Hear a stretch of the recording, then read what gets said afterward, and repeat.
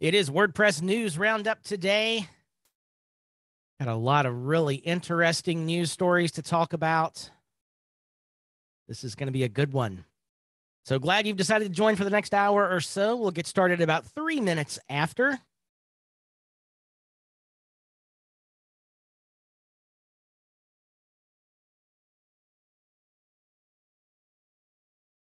As you log into Zoom, head over to the chat area and say hello and let me know where you're logging in from today. Good to see Joe from Colorado.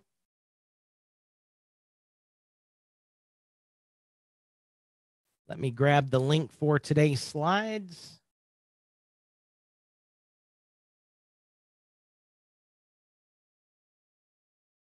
So everything you see on the screen is there in the slide link I just dropped in the chat area.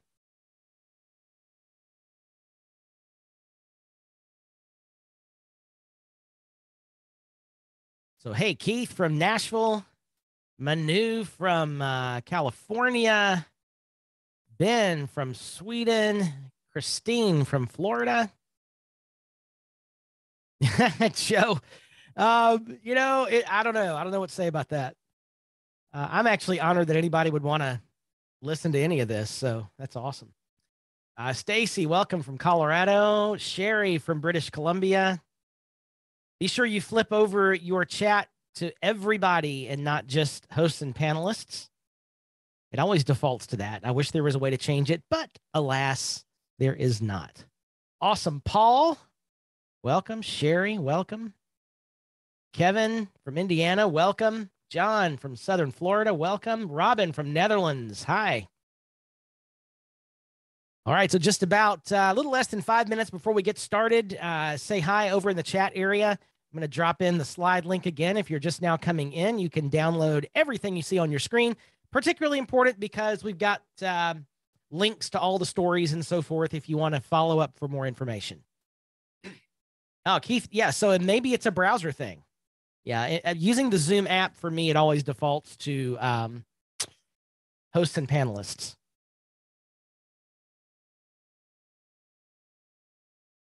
So hope everybody's week has started well. We got a great week of webinars tomorrow. If you haven't seen it yet, we'll be talking about it during the news roundup. But we've got a great webinar if you're a Kadence user with Ben Rittner, the founder of Kadence, talking about the new Kadence Shop Kit that's finally just about to be released. They're killing a couple more bugs, and it'll be out very soon. I can't say when because I don't know. But he's going to be demonstrating some of those features, and it is an evolutionary upgrade from the current Kadence Shop Kit. So again, as you get over into Zoom, click open the chat and say hi. Tell us where you're logging in from today. I'm dropping the slide link in there as well if you're just now coming in.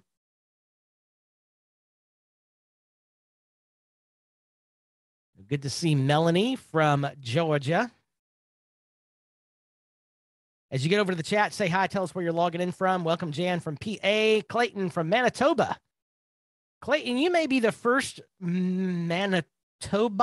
Is that what you would say? Manitoban person from Manitoba who has joined us. It's the first time I've seen Manitoba that I can recall. So welcome. Glad you're here. Karen, welcome from Florida. Elizabeth from Atlanta. Deb from Texas. All right, so we're about 2.5 minutes out before getting started with WordPress News Roundup for May 2022. Slides are waiting on you in the chat area. Open that up, click that link, download the slide PDF. You can follow along there if you'd like. That also gives you all the links, which are down at the bottom of each slide for all the content if you want to do further research. Or if you don't believe me, that's fine too. The sources are there. So a couple of minutes to go. As you get over to the chat room, say hi. Tell us where you're logging in from today. It's good to see folks logging in from around the world for the WordPress News Roundup.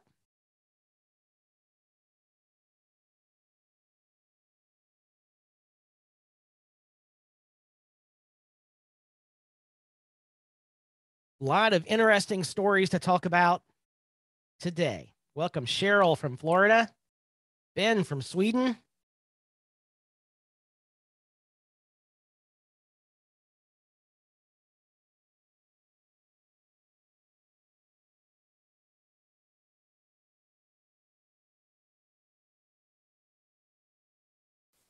Welcome, class from Little Rock, who is the featured customer spotlight this month on the iThemes website. We'll be giving a link to that and showing class's face right there on the slide. Glad you're here, class. About a minute to go before we get started. If you're just joining us in Zoom, head over to the chat area, click open the chat, and say hi. Tell us where you're logging in from today. We'll get started here in about a minute from now.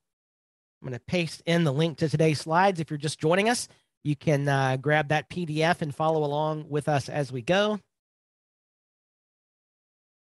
Welcome, Amelia from Sri Lanka.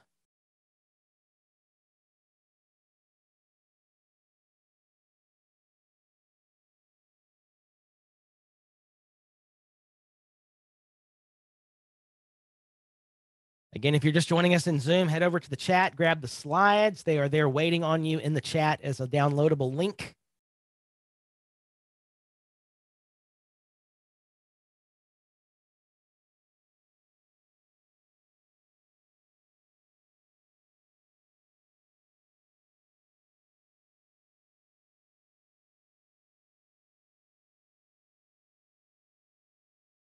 Welcome, Stephanie from Germany. All right, I've got 3 minutes after, so I'm going to be quiet for a moment, and we'll get started. All right, welcome everybody to the WordPress News Roundup for May 2022. My name is Nathan Ingram. I am the host here on iThemes Training, and every month we take a look across the WordPress ecosystem and find the news that is interesting and things that you might want to know about, particularly if you are someone who manages WordPress sites for clients. So we'll start out, as we always do, with our news from Core. If you're just joining us in the chat room, the chat area of Zoom, make sure you grab today's slides. Everything you see on the screen is there. If you're watching this on the replay, click the download handout button that's just down below the video here on the replay page, and you'll be able to get these. And most importantly, because there's links at the bottom of most of these slides, so you can click out and learn more about each thing. So a lot is going on in core WordPress. We are, the release of WordPress 6.0 is imminent. It is scheduled for 1 week from today, May the 24th, 2022. WordPress 6.0 will be released. And yeah, a lot of things are going to be added to WordPress 6. So here's a quick overview of those things. And I have some more information in a moment about how you can learn even more about what's going to be included in WordPress 6. This is the second major release of WordPress this year. And WordPress 6, most of what it's focused on is the improvements of the full site editing suite that is being gradually added into core WordPress through the Gutenberg plugin. So WordPress 6 is expected to integrate all the features of Gutenberg up to Gutenberg 13.0. One of the most talked about features is the select text across blocks feature, which we've talked about here over the last few months here on iThemes Training. A number of other things as well, a stacking feature that lets you stack your content vertically. I'll be showing that in just a moment. An avatar block to show the avatar of the logged in user or the author of a post. A read more block that gives you additional links, especially for category pages. A post author biography and comments query loop. All these are blocks that are going to continue to help the build out of the full site editing project. There's also some enhancements that have been made across multiple blocks, like the featured image now being useful on as far as media, the media background image, for example, on text and cover blocks, locking reusable blocks, which is a big deal. Like if you're building sites for clients and you're using reusable blocks, you want to be able to lock those so the client can't goof them up, or quite frankly, so that we might not goof them up. And that's a good thing. Typography changes for container blocks. So grouping rows and so forth and being able to change typography across those. Keeping your block styles and spacing in the gallery, kind of granular change, but welcome nonetheless.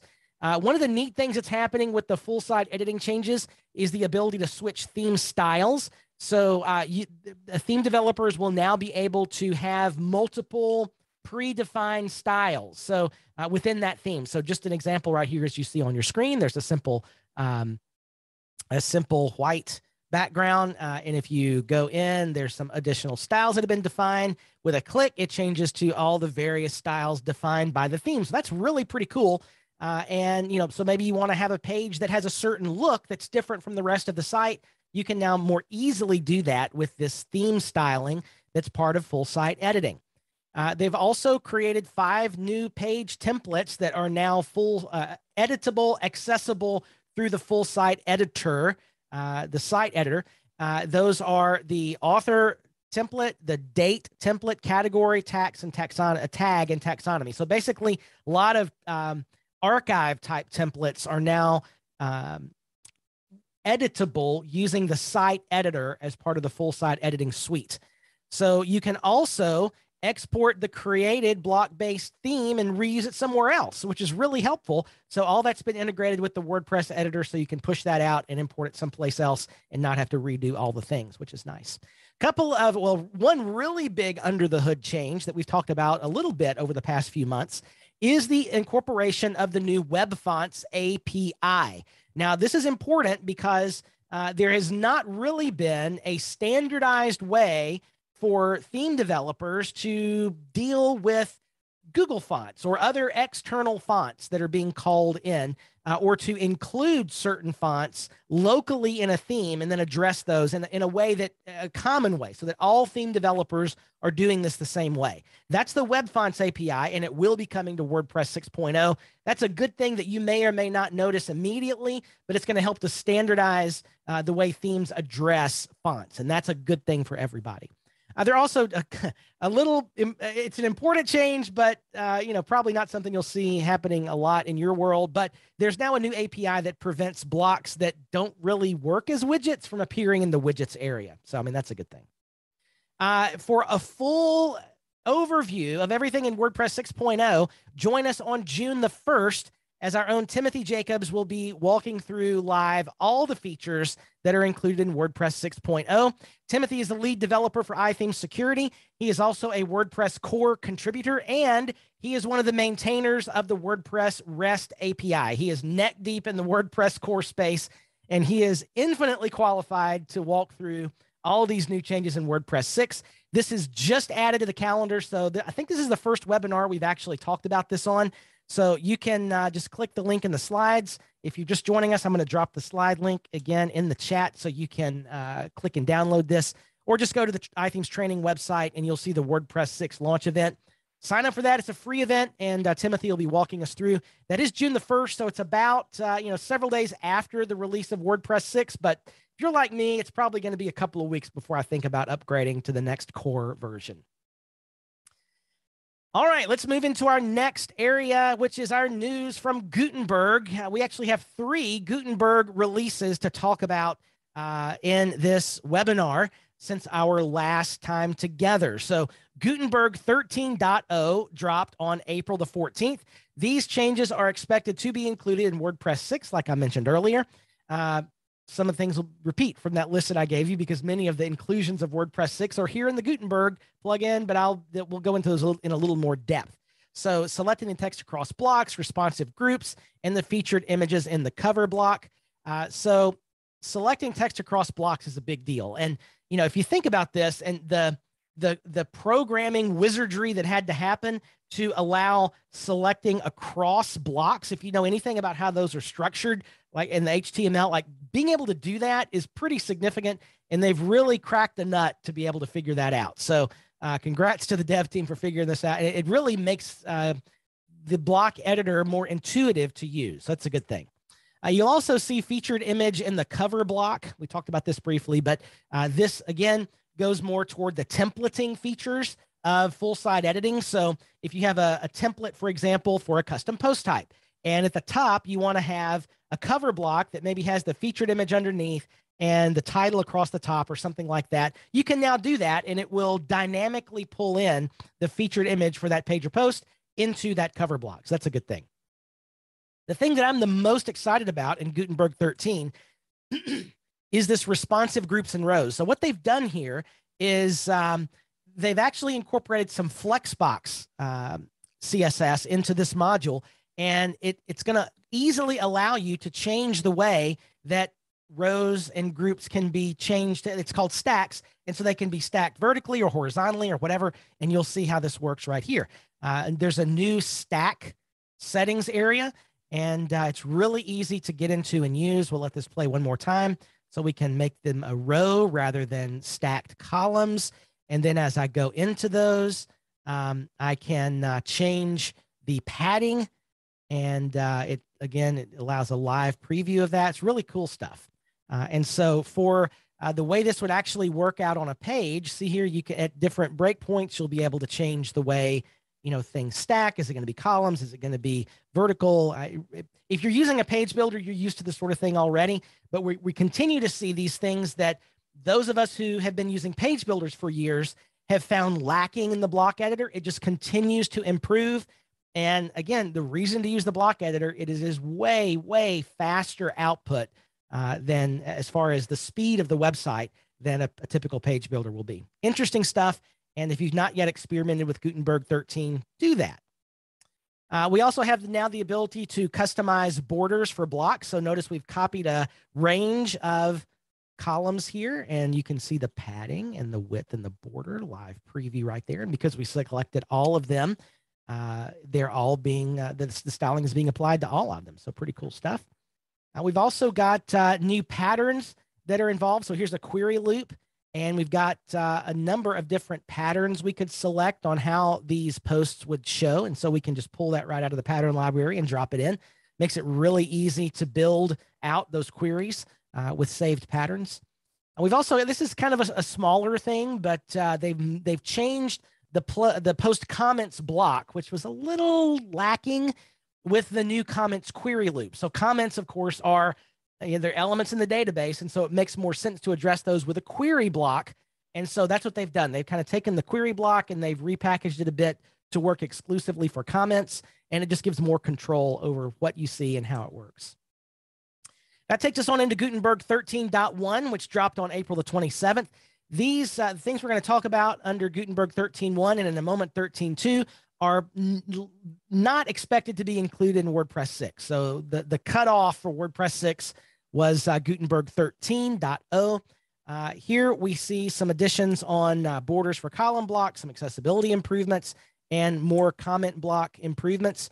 So you'll be able to customize the border on any block. Now, if you've been using Kadence, you've been able to do this already, but this functionality is now coming into core WordPress, where you can easily set the borders and pattern, padding and margins and so forth for the blocks. Here's a preview of how that might look. So we can just enter the thing and change the color, and it's just really, really easy to use. You've got the ability to select various styles there. You can change the border radius just like that, and works really, really nicely. So 13.1 also fixes some accessibility issues that involve what gets focused and what doesn't. I'm not going to go into detail here, but obviously that's important to make the editor as accessible as possible. The comments block also got some improvements. And here we see coming in the comments query loop, what we talked about a minute ago. And you have the ability to change various things in that query block. So it's fun to play around with some of those things, changing your sizes and so forth. Yep. In Gutenberg 13.1, the block settings panel has been renamed to simply settings. It used to be whatever the block name was in settings. They've just kind of streamlined that to now say settings. Also, the media font size. So if you had a description or sometimes even a caption, that font size is really large. And so they've changed that to smaller by default, which just makes sense. All right, last of all, last Gutenberg release for this month is the Gutenberg 13.2 release, which released last week, May the 11th. These changes will not be included in WordPress 6. They've got some persistent editor preferences, which we'll look at in a minute, padding and margin visualizers, comments form in the editor, and margin support for the separator block. All these are small but important improvements, especially the editor preferences. So what this is, there's a new API that's in the back end under the hood of WordPress that will, so if you set your toolbar to be at the top, it's going to stay there right now. So instead of having to redo that every time, you can, there's now the persistence API that will keep it in place, which is really, really nice. So that's included in 13.2. We also have the ability to visualize, look at that, there's a blue padding visualizer That's not a border. That's just the visualizer for the padding. So as you change the padding, you can now get a visual representation of where that padding is going to be. A lot like looking at something in the inspector, for example, and you can see the margin and padding, which is really helpful, I think. So that's a nice little improvement. They've also improved placement, the text in the placeholders in, for example, a lot of these full site editing blocks. So if you drop in the post content block, it drops in some placeholder text, right? Which is helpful. The separator block now also supports margin. Bizarrely, before it did not, but now we can go in and set, a uniform margin, top, bottom, left, right, or lock them all together for the separator block, which just seems to make a lot of sense to me. The comment form now appears as it will on the front end. Before, the comment form was, it was a static placeholder. Now it's actually WYSIWYG. So changes you make and tweaks that you make, actually, they look like on the back, like the way they will on the front end of the site, which is pretty cool. So those are all the changes that have wrapped up in the last 3 versions of Gutenberg. A lot of things have happened, and they continue to iterate and improve the block editor in the Gutenberg plugin. There is an interesting little tool. If you are developing with Gutenberg, this is a tool you might be interested in. It's called Gutenberg Hub. It is a page generation app that ties into the WordPress patterns library. So basically what you do here, and we didn't get a good video of this showing it because it was kind of hard to show, but basically it gives you, think of it almost like a wireframing tool, but with actual content. Like you can pull various blocks into place, kind of build a quick page. Then you can actually copy that code and paste it over on a page in your website, and boom, it's all there. So it's a really neat little quick page generation tool that you might want to look at, Gutenberg Hub.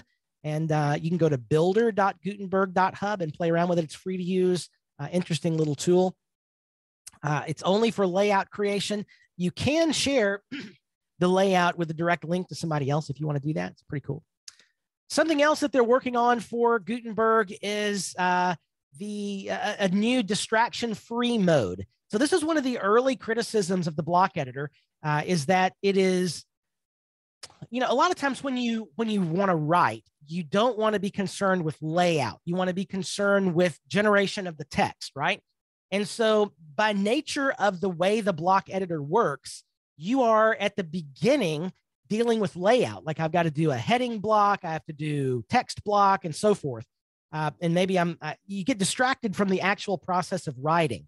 And so years ago, the WordPress Classic editor had a distraction-free mode, or Zen mode, that sort of wiped everything out. How many of you have used that? Like it wiped out all the surrounding things, so you just had a simple, narrow block of text you just type in, right? So they're actually experimenting with that for Gutenberg now. And here's what it might look like. Again, this is just a mock-up, but here's what that distraction-free mode could look like. So if you mouse up, you'll get the menu. If you mouse over, you might get some of the settings. But in general, when you're not moused over any of the live areas there, you simply have the content, which to me sounds like a great idea. So that's about it for Gutenberg and the block editor for this month. Let's move on into some news about WordPress security. If you are an Elementor person, it's another bad bit of news for you. Major vulnerability is existing in version 3.6. It's an insufficient access control, which allows the execution of code. It's a bad deal. It basically makes use of some issues with the nonce key. And, if you know anything about that, you understand why that's a thing. And, basically it allows people to execute code that shouldn't be able to execute code. Versions of Elementor between 3.6 and 3.6.2, which is about 34% of the Elementor installations out there, are vulnerable, and it's a big deal. So if you're using Elementor, make sure you are up to date. And the version in which it's patched is 3.6.3. So make sure you have the latest version of Elementor. Bad things happen if you have the earlier versions. All right, let's move into our WordPress Vulnerability Roundup. We actually have, there's 5 weekly updates, as well as the Elementor blob that we talked about in the last slide. If you're not getting these vulnerability updates, they come out every week from iThemes. You can just click one of these blog links and sign up to receive those. It's a weekly update of plugins that are vulnerable, and we pull all those together from the last news roundup to this current one and give you a list. These, and by the way, we're only now talking about plugins with 10,000 or more installs. Back in the early days of news roundup, we used to just do all the vulnerabilities, and there just got to be too many. So all these that you see are only plugins with 10,000 or more installs. There are more that have been vulnerable that just have a smaller footprint of installs. So the 3x Socializer, Admin Menu Editor, Advanced Image Sitemap, Advanced Uploader, AGIL, the Amazon Link plugin, the new sitemap for Google, Badge OS, which I know a lot of you are using, Bannerman, Birthdays widget, the BMR calculator, Caldera WP License Manager, Colin Book Mobile Bar, Koru LF Member plugin, Curtain, Custom Tiny MCE Shortcode, Domain Replace, Donate Extra, Easily Generate REST API URL, Easy FAQ, External Media Without Import, Footer Text, Image Selector, Hermit, WPB Dashboard, Ignite Up, IMDb Info Box, KB Support, No Future Posts, Product Filter, Psychology Test, Quotes Llama, which I think I just want to know what Quotes Llama is. I don't even know what that is. Rav Page, Scroll Reveal, SEMA, Simple Real Estate Pack, Slideshow, Social Stickers, TH23 Social, Track Tweets, Turn Off All Comments, Vertical Scroll, Video Sync, Visual Slide Box, WP Context Manager, WPJS, WP Maintenance, Social Buttons, Subscribe, Video Widget, Smart Wish List, and WP Invoice. These are plugins that have no current fix as of the publishing of the vulnerability report. They may have been patched since, but at the time of the publishing of our vulnerability report, there was no fix. So you want to make sure you don't have any of these installed.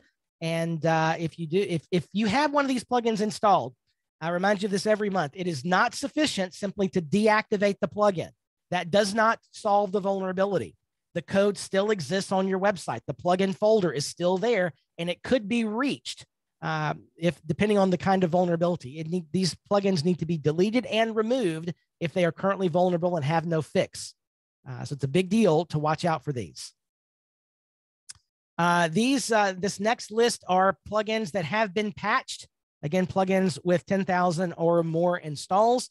All-in-one WP migration, booking calendar, Breeze, page editor, bulk, page creator, bulletproof security, call now button, change admin, login, check log email, Elementor, we talked about, external links, form maker by 10web, Gmedia photo gallery, the Google XML sitemap generator. That's the big one that a lot of folks use. Java chat, Metform, Elementor contact form, Modern Events Lite, which by the way, if you're using Modern Events Lite, which I know many of you are, and we've featured here in a number of webinars, that plugin has now been removed from the directory permanently. We'll talk about that in just a minute. Multiple plugins from Cool Plugins, Pop-Up Soup, something, Pop-Up Maker, Short Pixel, Slide Anything, Slider by 10web, Smush, Subscribe to Comments, Tabs, Responsive Team Members, Ultimate Member, 2FA, Meta SEO, Subtitle, WP Cargo, and the WP Vivid Backup plugin. Now, all those are patched. Just make sure you're running the latest version of those. Now, also, there's one theme called Fusion Builder that is also was vulnerable and has been patched. These plugins that are vulnerable and have been patched, this is why you definitely want to be using iThemes Security Pro and the version management feature. iThemes Security Pro scans your site twice a day with the site scan. And if it finds a vulnerable theme and plugin for which a fix exists in the WordPress plugin directory or theme directory, it will automatically patch that vulnerable theme or plugin. It is an incredibly useful tool to keep your site updated. So hopefully you're using that. All right, let's move on into some news from iThemes. Have a lot this month to talk about here at iThemes and things going on in our family. First of all, we had a great webinar not long ago talking about the dynamic HTML block and post relationships that were added to Kadence Blocks Pro in 1.78. Ben Rittner was with us, and we talked about, we built out a custom post type, and we showed how to build out custom templates for custom post type. Really, really cool stuff. So if you missed that webinar, read more about it here at the blog post on cadencewp.com, and it links over to that webinar that Ben and I did about these nifty new dynamic blocks that are part of Kadence. Really cool stuff. The Kadence Shop Kit 2.0 is almost here. I can't say when exactly because I'm not sure, but it is on. It is like teetering on the edge of release. They're in the final process of adding and tweaking a few things. Super, super cool stuff. Now, one of the big issues with Block Editor and WooCommerce, the WooCommerce core team has just been, I mean, really, really slow, if I'm honest, about implementing any sort of editing abilities into core WooCommerce using the Block Editor. There's still, as of last month, no real plan on how full-site editing is going to affect WooCommerce templates. So the Kadence team has been working on a great solution, and the Kadence ShopKit 2.0 is what is going to address that. It will give you new ways to present products and categories using a fast, easy-to-use templating system that is built to work in Kadence. It's going to be super cool. Tomorrow, Ben Rittner is going to be with us to give us a sneak peek at Kadence ShopKit 2.0. Make sure you're signed up for that. The link to that webinar is down here in the footer, or you can just go to training.iThemes.com. It'll be the second webinar on the list. Join us for that one. It's going to be a good one. Something else that we added here on iThemes training in the last month, and maybe you've seen this, is that along with our swap over to Zoom, has come some changes with our chat, some changes in now live transcripts, which we love. And all of our replays from the point last month when we switched to Zoom and forward now have not only the download handout button for the slides. And by the way, if you're coming in late, here's the link to download today's slides. If you're watching it on the replay, click that download handout button right below the video. That we've had that for years, but now there are links to download the transcript and the chat log. So everything in the chat log gets automatically dropped up into Google Drive, and we can get that link. And we're not able previously to supply the chat log on webinars like this. So I know a lot of you like that, and we have now added that button to our webinar replays. So really cool stuff. All right, something we've been focusing on at iThemes over the last several months are customer spotlights. And this month's spotlight is Class, man, I'm going to fumble your last name. Janssen. Did I get that right, Class? Class Janssen. So we see Class a lot in our members only webinars, and Class has been a great part of our iThemes community for many years. So you can read his customer spotlight right here. Check out his website, learn more about him and all the neat things he is doing. If you would like to be part of a customer spotlight, we are still looking for participants. A lot of you, even here on this webinar, have taken part in that. Everybody said it's a fun conversation with Kristen from iThemes Marketing. Call takes about 45 minutes. She's going to ask you a bunch of questions, and you get two really cool things, or really three. You get your spotlight and your detail on iThemes.com. Inside of that post will give you a backlink to your site. iThemes.com has a really high page ranking, and so that's going to be helpful to you for your SEO. And we'll give you a coupon for $100 in iThemes swag just for participating in that 45-minute call. So if you haven't signed up, do it. It'll be a lot of fun. All right, moving into this month's premium event. It is next week. Lindsay Halsey from Pathfinder SEO is back with us May 24th and 25th. That's next Tuesday and Wednesday. So this time next week, we will be neck deep in link building with Lindsay. This is the SEO masterclass. The first day, we're talking about authority and link building. The second day, we're talking about local search. So these are two topics that we haven't done quite as deep of a dive on in the past, and I'm looking forward to that. So if you're an iThemes member or a Toolkit, iThemes training member or a Toolkit member, be sure you're registered for the masterclass next week. Now, I've been talking about this event off and on for quite a while because I am super excited about it. I mean, I love all of our premium events, but this is one that I know is going to be incredibly helpful to all of our members, and that is our WordPress Accessibility Bootcamp. This is the June premium event. This is with Amber Hines of Equalized Digital, who is an expert in the WordPress accessibility space. She's an excellent instructor as well. And so we're spending 4 hours all about website accessibility. Day one is getting the lay of the land, basically, understanding accessibility, the guidelines and legal requirements you need to be aware of as a web professional. And day two, it's all live demo. We're going to be getting into actually identifying and fixing the problems that come up in accessibility scans. So this is going to be great. Again, it is for iThemes training members and Toolkit members. And you can sign up at the link right there. And there's a lot like this. The landing page that gives all the details about that event has a ton more than are on this slide. And I would encourage you just to read about all the great stuff Amber is going to talk about at the end of June. Now, I've also got stubbed in our July and August events just to give you a little look out into what we're going to be doing. We're going to have my buddy Ben Meredith back.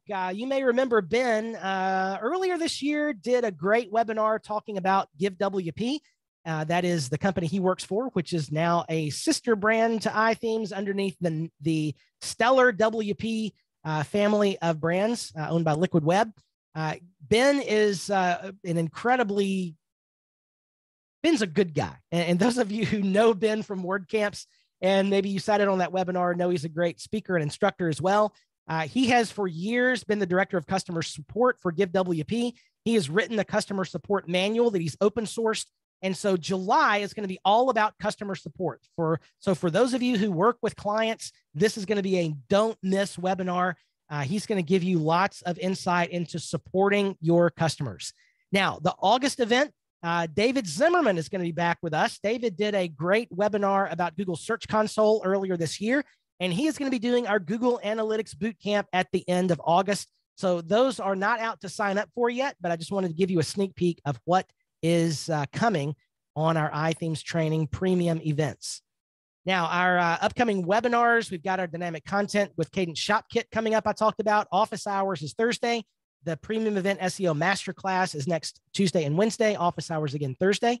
Here's one that I've talked about briefly in a couple of webinars. I want to mention here again. April Weir, who owns an agency in Atlanta, Georgia, WordPress agency. She has been focusing for a while on building sites for medical providers. And if you are in that world, you've got to understand HIPAA compliance. If you're in the United States, there'll be similar laws likely in other parts of the world as well. But HIPAA has a lot of regulations that are not necessarily something that you would just think of by common sense. And so April is going to talk about Medical Marketing Unlocked and give you some of the things that you probably don't know about HIPAA. It is going to be excellent webinar. Sign up for that. It's a free one on May the 31st. The WordPress 6 launch event coming up, and of course, plugin roundup there on June the 7th. We started doing office hours every week earlier this year, and I realized not long ago that we have now passed the 1,000 question mark in my office hours, which just blows me away.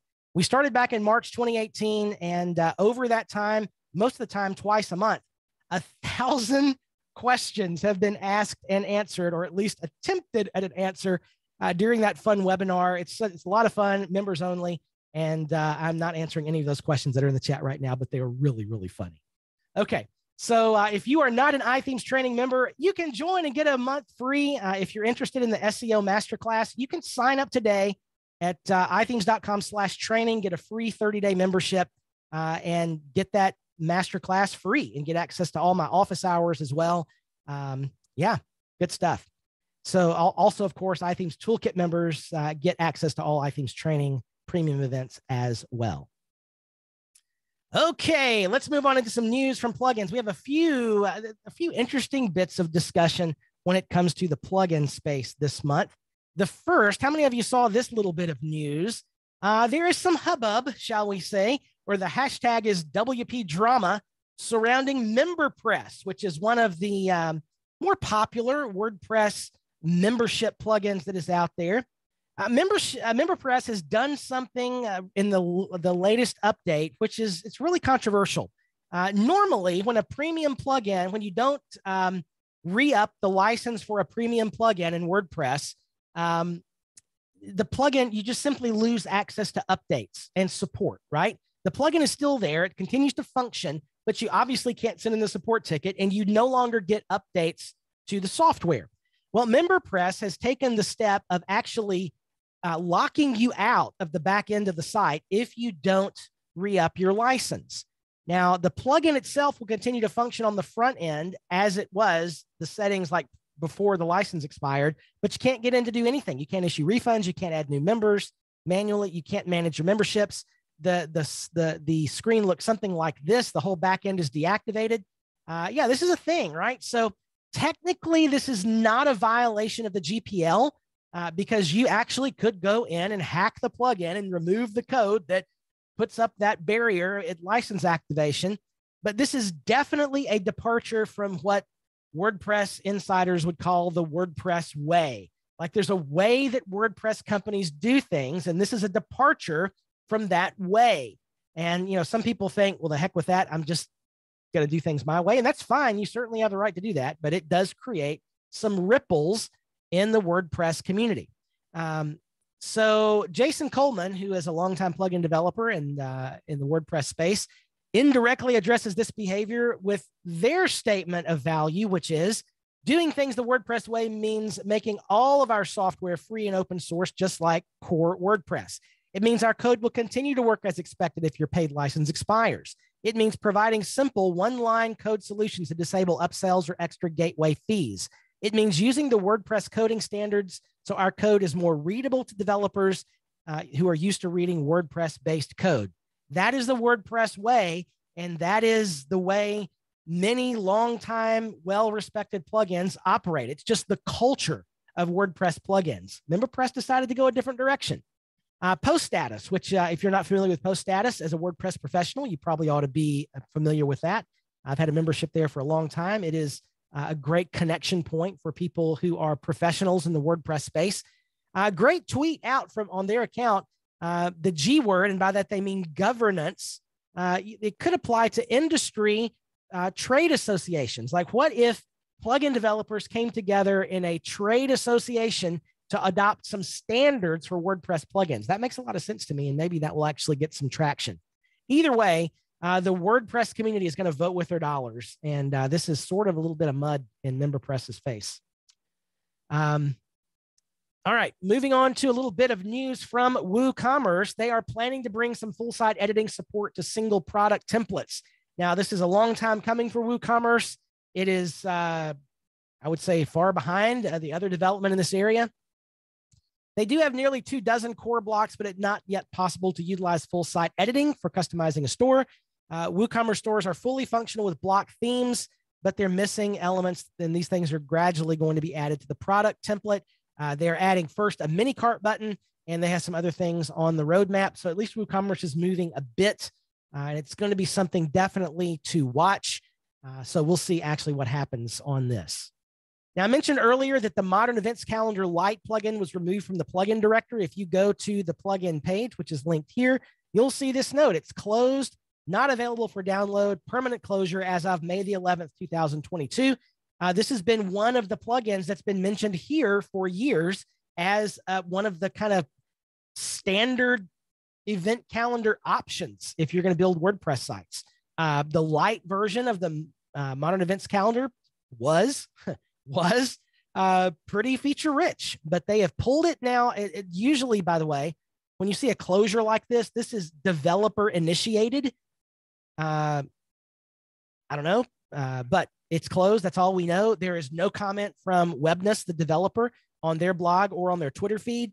The pro version, if you go to their website here, the pro version is still available for purchase. But if you are using the Modern Events Calendar Lite on websites, you might want to start thinking about alternatives, because currently it will not update, and they're not going to update it in the WordPress plugin directory. So that is not good news, and they're not talking about it, which makes me a little worried about what's going on there. I mean, there's just no information, so who knows?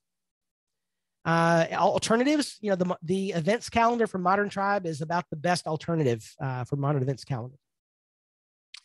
All right, let's move on into some SEO news. More kerfuffle regarding Google Analytics over in the EU. French sites have been ordered to stop using Google Analytics. This is a developing story, a great link down there if you want to read more about this. The French National Information Commission has ordered at least 3 websites to stop using Google Analytics in the claim that it violates GDPR, which it does by default unless you do some things to it. They have 30 days to comply or face fines up to 20 million euro. They've said this is just the beginning. By the way, if you are wondering why it seems like Google is pushing everybody to switch to Google Analytics 4, they have sunsetted Universal Analytics, old-fashioned Google Analytics. They have sunsetted it, and you know it's going to go away next year. Period. Like, there's a drop dead turning it off date. And Google Analytics 4 is really not great. It is not ready for prime time yet. There's a lot of problems with it. If you're wondering why Google would push people towards a half-baked product, this is why. Like, there are going to be more and more legal issues surrounding Universal Analytics. Google Analytics 4 was designed from the ground up to be more private or privacy oriented than the standard UA, Universal Analytics, Urchin Analytics code from Google Analytics. All right, let's move on in to some other news. This is an interesting article. I would strongly encourage you to read this whole article on Joost de Valk's blog. This is Joost of Joost SEO, and the link is there in the footer of this slide. WordPress market share is shrinking. For the first time since the W3C tracking began, WordPress has lost market share. Now, over the last several years, we've talked about the increasing market share of WordPress and wondered if there was a ceiling, and it looks like maybe we hit it. So since February of 2022, 0.4% of market share has been lost for WordPress. Now, there's a little bit of unclarity here, and Joost gets into this in his blog post. Alexa, which is not the Amazon home device, I may have just actually turned mine on with that word. The A word has been a longtime provider of source data, web statistics for the W3C. They are shutting down that API, and that happened about this time. So it could be that maybe the data is different. Joost did tweet out to ask W3 Techs about this, and they say the API still works till the end of the year, and they're working on it. So it's the data shouldn't be the issue here, and it may actually be that WordPress has lost market share. It's an interesting thing to follow. Shopify has also lost 1% of market share recently, so who knows what's going on. If market share is a zero-sum game, which it probably is, Wix and Squarespace appear to be the winners because they're going up a bit. Elementor continues to grow, especially with their move toward what's ultimately, I think, going to be a competitor to WordPress.com, a SaaS approach to WordPress using Elementor as a page builder and site editor. It continues to grow, but even with that growth, those numbers should show up in the WordPress numbers, and WordPress market share still shrinking. It's interesting. It's interesting. So they say Joost says there's a few causes perhaps for this loss of market share. Wix and Squarespace have improved their speed and performance more than WordPress. The WordPress full site editing project is still just lagging behind. It's taken forever. He says it is simply taking too long. Wix and Squarespace, they're easier to use. I don't know if you've tried it lately, but as they continue to improve their tools, it might be a better option for some people than going into WordPress. I mean, if you hand the average person a WordPress site, it is harder and harder for them to know what to do with it. It really takes a professional now to build WordPress sites. That's not the way WordPress started. So it's interesting. So Joost says WordPress needs to focus on performance and get the full site editing project completed to reverse this trend. Interesting stuff. Another bit of news is out of Texas. The Fifth Circuit Court in Louisiana has upheld a Texas law which was banning social media censorship. So back in September of last year, the Texas governor signed a law into effect which allowed Texas residents to sue social media platforms with more than 50 million users for issuing bans based on political viewpoints. So that law was stayed back in December by a judge, but it was reinstated last week by the Fifth Circuit. This is really, really interesting. Its constitutionality is being contested in district court still. This is an interesting story to follow because central to this case is, now you may say, well, why should anybody limit free speech on a social media platform? And a lot of this comes out of the last election where there were, various criticisms of certain social media platforms restricting speech that had a certain political slant. And right or wrong, you may say, well, it's not fair for them to censor that. But the other side to that argument is should a government entity be able to force a company to host speech that it disagrees with? That's interesting, right? So there's two bits of free speech here. And I don't know. The other part of this law is that HB 220, the Texas law, attempts to define social media platforms as common carriers, which is interesting. That's like telephone companies and railroads and electric utilities that have long established precedents of non-discrimination. So Is a social media platform a common carrier? I don't know. This is a bit of internet law that has not yet been defined. The Texas law was written, I think, to challenge that and get some case law generated through all these appeals process and so forth. And yeah, it's really interesting to follow. And the impact of this case could change the landscape of social media. We just don't know. It's going to be interesting one to follow. Now, Ben is asking, what is this? How does this affect our sector? I can't think of anything specifically.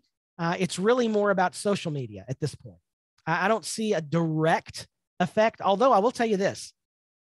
Back in the late 90s, I was served with a lawsuit in federal court in the state of Louisiana because we were hosting a website on which some defamatory text was placed by a user of that website. And we got wrapped into a federal lawsuit back in the late 90s because there was no case law. They said it was defamation. And we're like, we're just a web host provider. So that thankfully the federal court just threw out the lawsuit, but that's still a bit of case law that is not written. They've been relying on law pertaining to other areas of life rather than internet specific case law.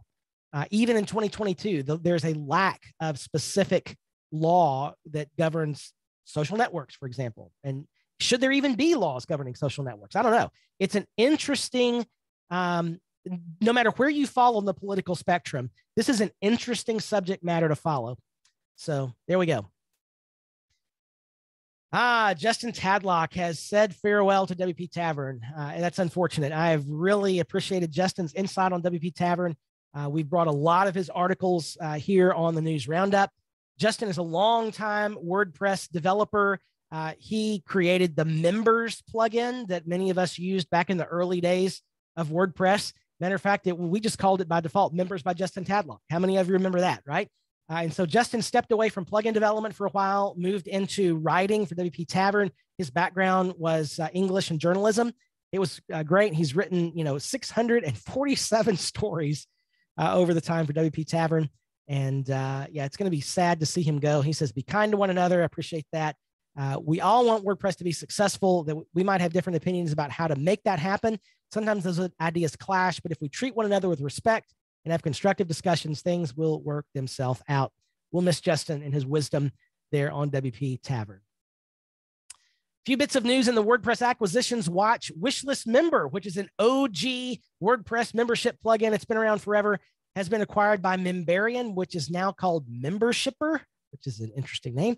That happened this month. Reply Box plugin was acquired by the founder of Iconic, James Kemp. And Postmark, my favorite transactional email platform, has been acquired by ActiveCampaign. And talking a little bit more about that, the CEO of Postmark, Natalie Nagel, says, I believe that with support from ActiveCampaign, Postmark will not only continue to be the email delivery service you've come to love, but it will become even better. They've got a great post answering questions about this. Postmark will remain a standalone product like it always has been, but they now have more resources from a different organization. The entire Postmark team has moved on to work under ActiveCampaign, which is a good thing. No expected interruption of service. Deliverability maintains the priority, and pricing won't change. So it looks like a good thing all the way around. My notes on this one is it seems like a good marriage. ActiveCampaign is going to get really good insight from Postmark's brilliance in transactional email deliverability, an issue they've had problems with over the last months. And Postmark gets a great injection of capital, so good for them. And so I'm encouraged as a Postmark customer, not worried at all. I think this is a good thing. All right, let's move into news that is worth a look. A few other little blips here I want you to be aware of. If you want to get ready for Google Analytics 4, you need to think about saving. If you want to save your old UA data, you can't migrate, but there's some thoughts on keeping your historical data in the Search Engine Journal article. We will be covering getting David Zimmerman's insights into this whole transition in the Google Analytics Bootcamp that is scheduled for August. If you're a Beaver Builder person, you definitely want to check out these two links. These are special case, mostly free Beaver Builder resources that I kind of nerded out on just a little bit. I think you'll be interested in those as well. If you've never seen beaverjunction.com or sitespot.dev and you're a Beaver person, you want to see those, trust me. There's a great article on Post Status about WordPress work-life balance that is there. Take a look at that. And there's a good blog on iThemes.com, great post on 12 ways to offer WordPress maintenance services. It's always good to get a little additional insight into what we are doing. All right, let's pivot into some WordCamp news. Hey, y'all, in-person WordCamps are back. There's a new set of guidelines for official WordPress events. Organizers are told to follow all current local guidelines in the area in which the event will be held. They are asked to provide masks and hand sanitizer, and also stickers that attendees can opt to wear saying, please wear a mask if you're going to be near me or whatever. But there's no requirement for masks or any sort of vaccination requirements for negative COVID test results. All of that is now those requirements have been lifted. And so we're going to see some in-person WordCamps coming back very, very soon. Attendees will be encouraged to wear a mask, encouraged to be fully vaccinated, all those things that we would just hopefully already do as a good citizen, and being around others like that. So there's also a new program that WordCamp Central is trialing to help to improve underrepresented speakers. So it's a connection for speakers who are from underrepresented groups to connect them with corporate sponsors in the WordPress space to help to pay for travel and lodging. I think that's awesome, and I hope this program goes really, really well. So here's some upcoming WordCamps. There's WordCamp Irún, Spain, June 2 through 4. WordCamp Europe is an in-person event in Porto, Portugal, June 2nd to 4th. WordCamp Warsaw the next weekend, June 11th and 12th. WordCamp Montclair, New Jersey is June the 25th. I was hoping to be at that one, but will not be able to be at WordCamp Montclair. WordCamp US is scheduled to be an in-person event September 9th through 11th, and WordCamp Netherlands, September 14th through 16th. I imagine, by the way, by the next roundup, we will have WP Y'all WordCamp Birmingham on this list. I can't talk about the exact dates yet, but we are really, really close to announcing. We were planning to be the first in-person WordCamp back, but the Omicron spike just killed our event, and it was a bummer. But we just looked at a venue yesterday, and I believe we're going to be all set. And I hope that I'll have WordCamp Birmingham WP Y'all on this list for next month. All right, that brings us to the end of the WordPress news roundup for, that's the wrong date, May 2022 here on iThemes Training. Matter of fact, let's just do that. Here we go. May 2022 iThemes Training. Thanks for hanging out with me for the next hour. Hopefully you're registered for tomorrow's Kadence webinar with Ben Rittner. I'll see you back then, 1 o'clock Central here on iThemes Training, where we go further together.